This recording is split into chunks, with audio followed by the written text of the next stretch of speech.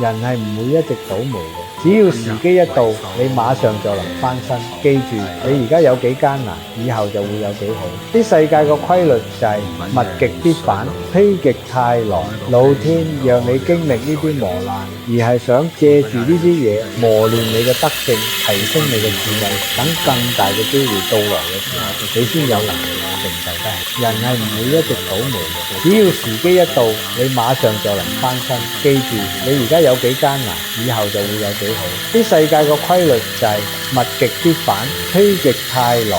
老天讓你經歷呢啲磨難，而係想借住呢啲嘢磨練你嘅德性，提升你嘅智慧，等更大嘅機會到來嘅時候，你先有能力承受得起。人係唔會一直倒霉嘅，只要時機一到，你馬上就能翻身。記住，你而家有幾艱難，以後就會有幾好。啲世界個規律就係物極必反，否極泰來。